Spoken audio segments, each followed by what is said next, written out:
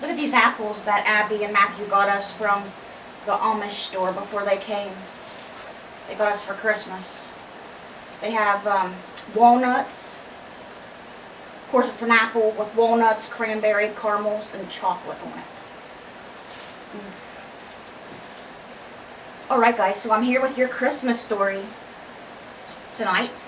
Our advent calendar today for December 10th says, call a friend you haven't heard from in a while. Be sure to listen more than you talk.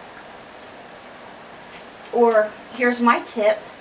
If you don't want to talk to someone on the phone, or you don't want to text them, if you don't like do the whole phone situation or whatever, how about you get a Christmas card?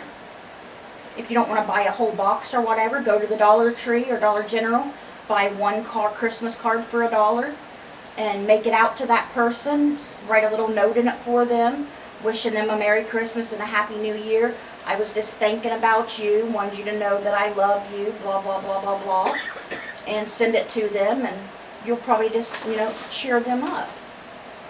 And, it'll make them feel good that somebody's thinking about them. So you don't have to, talk in person if you don't want to do it that way. If you're not a person that likes to, if you got anxiety and don't like to talk in person like me, you can do things that way. You can write letters and things. Alright, so the story tonight, A Beautiful Day in the Neighborhood by Lou Dean from Dinosaur, Colorado. Never even heard of such a place, have you? Don't be a hermit, my sister-in-law said. Sounds like me. I am a hermit. I'm the biggest hermit there is. Hermit the Frog. So here's a picture. Sherm, you gonna follow along in your book? Your book ain't in here, is it? Sherm got a lot of nice gifts tonight. We had a little Christmas party here with Mom and Abby and Jimmy and Matthew.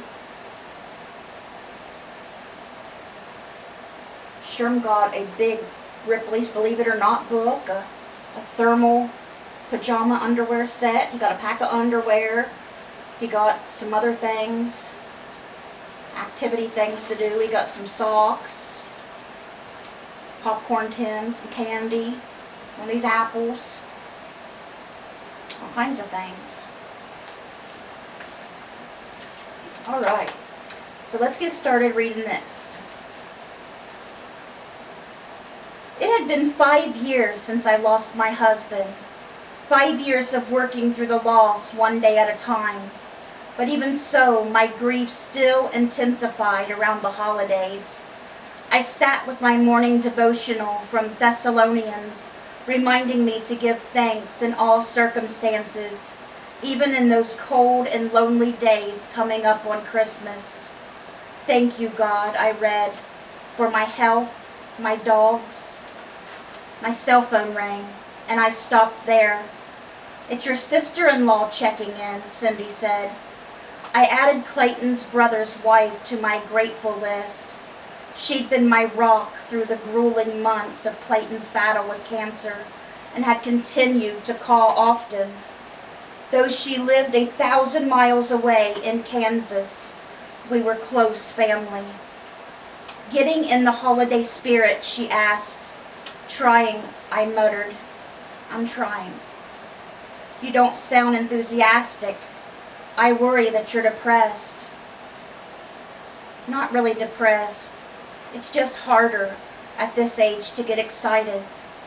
The kids hadn't come home for holidays in a long time.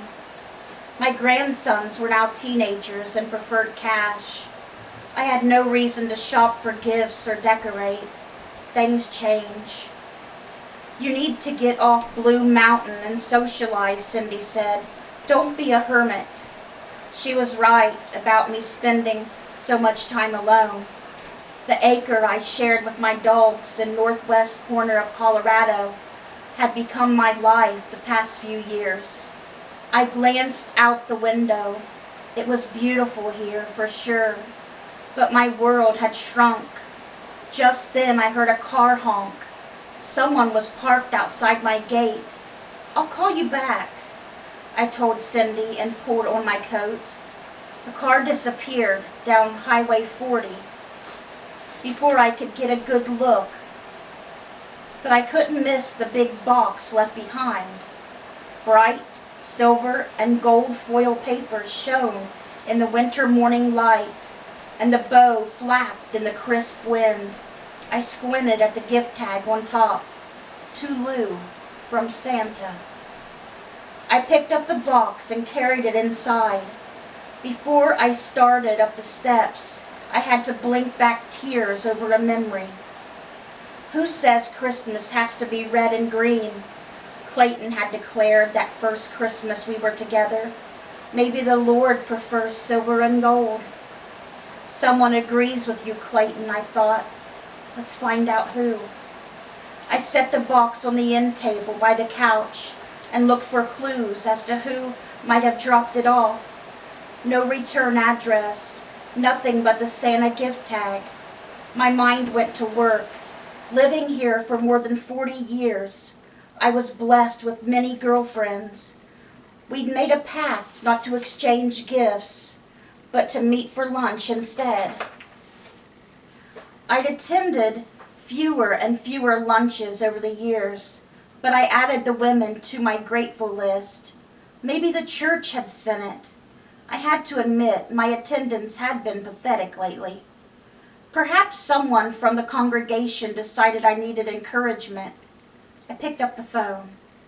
The pastor gave a nervous laugh when I asked if the church was in the habit of playing Santa. No, he said with a ho-ho-ho. As much as we'd like to take credit, it wasn't us. That's a super idea, though. The next morning I called Cindy. That rascal! I couldn't wait to hear how she'd managed to make sure the box was hand-delivered instead of coming through the mail. And right while we were on the phone, too. Nope, wasn't me, Cindy said. Sounds like you've been elfed. What does that mean? When she explained, I became even more determined to solve the mystery. What's in the box, man? I want to know what's in the box. Meanwhile, I decided the box looked sad sitting on the end table, without one other Christmas decoration in sight. I dug out Santa and Mrs. Claus and sat them on the end of the couch, arranged my choir of angels on the coffee table next to my favorite picture of Clayton, and hung a wreath on the door. The box looked more at home, and I felt a glimmer of excitement about what was inside. Maybe the contents would reveal the giver, or I would find a note. Why not open it? What was I waiting for?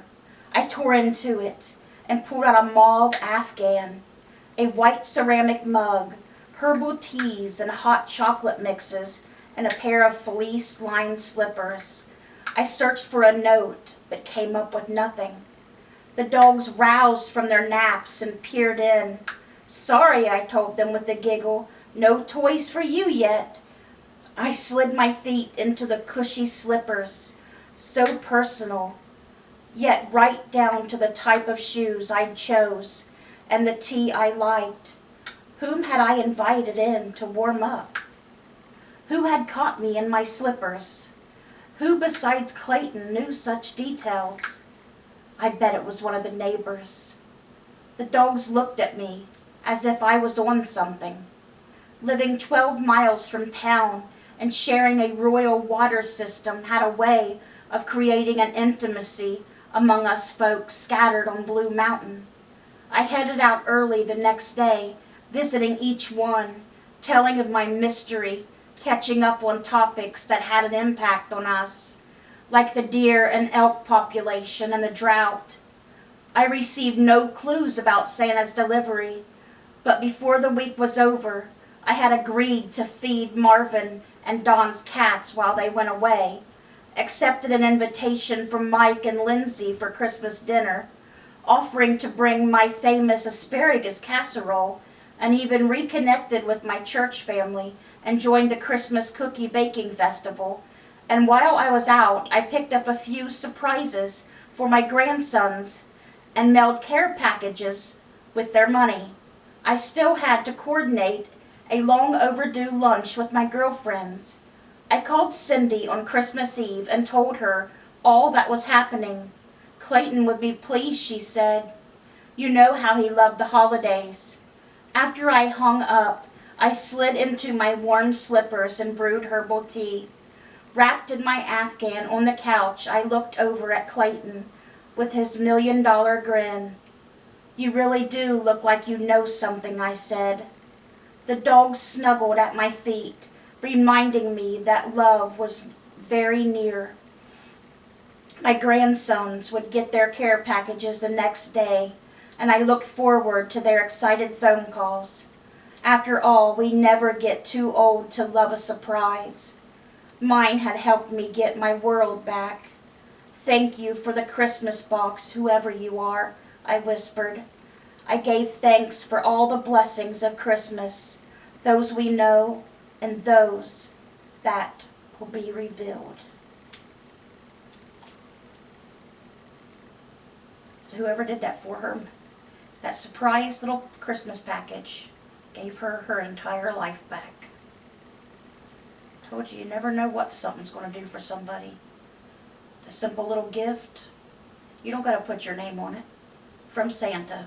Simple little card in the mail, simple little letter. Could change a whole person's life for the better.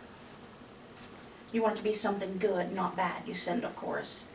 And here's a picture, Matthew 5:7, the joy of forgiveness. Blessed are the merciful, for they shall obtain mercy.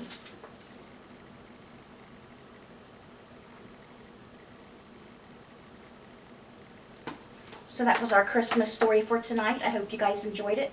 I enjoyed it very much.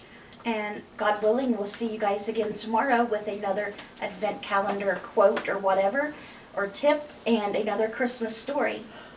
Let's bring those souls to Jesus, and I hope you guys have a great night's sleep. Good night, guys.